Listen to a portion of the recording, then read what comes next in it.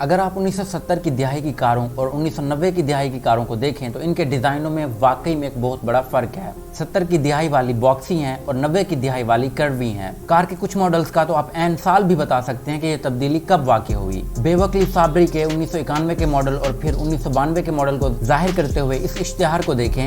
اس میں 1991 والی کروی اور شارپ ایجز، جبکہ 1992 والی ہموار اور گول۔ تب سے کاریں کروی سے مزید کروی ہوتی جا رہی ہیں۔ تو یہ کیسے اور کیوں ہوا؟ جب مینوفیکچرروں نے 90 کی دہائی میں کروی کاریں بنانا شروع کیں تو یہ کوئی بالکل نیا تصور نہیں تھا۔ 1930 کی دہائی میں سٹریم لائنرز میں ہوا کے خلاف مزاحمت کو کم کرنے کے لیے اس ڈیزائن کا استعمال کیا گیا تھا، لیکن جیسے ہی 50 اور 60 کی دہائی گھوم رہی تھی، امریکی سٹریم لائنرز بکنا بند ہو گئے۔ انہیں بڑی باکسر کاروں نے آؤٹ سٹال کر دیا تھا۔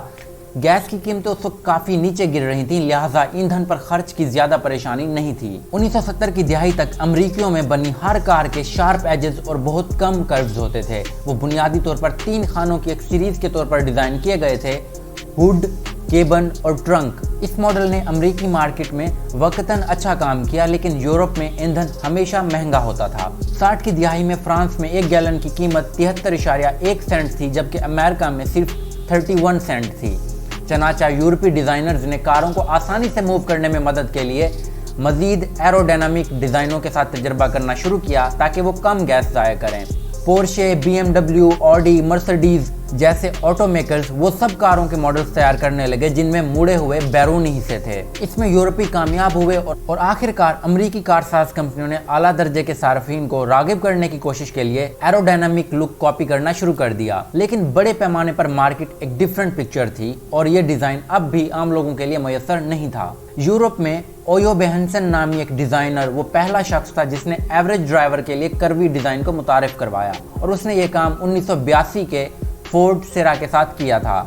اس وقت یہ اپنی کلاس کی کسی بھی گاڑی سے زیادہ کروی تھی، لیکن کریٹکس نے صرف اس کا مذاق اڑایا اور یہ ڈیزائن زیادہ سیل نہیں ہو پایا۔ اس یورپی فورڈ ڈیزائن ٹیم کے ڈیزائنروں میں سے ایک اس لڑکے جیک ٹیلنک نے 1980 میں امریکی ڈیزائن ٹیم سنبھالی۔ مڈل ایسٹ میں تنازع کی وجہ سے اس وقت امریکی گیس کی قیمتیں آسمان چھو رہی تھیں، لہٰذا ٹیلنک نے ونڈ ٹنل ٹیسٹنگ کو ڈیزائن کے عمل میں لایا۔ اس نے سب سے پہلے یہ کام 1983 کے فورڈ تھنڈر برڈ سے کیا تھا، لیکن اصل پیش رفت چند سال بعد فورڈ وارشپ کی شکل میں سامنے آئی۔ ہو سکتا ہے کہ اب یہ کوئی بڑی ترقی نہ لگے، لیکن اس وقت یہ ڈیزائن کاروں کی دنیا میں انقلاب تھا۔ یہ بہت بڑے پیمانے پر بکنے والی کار تھی جو کروی تھی اور لوگوں نے اسے پسند بھی کیا۔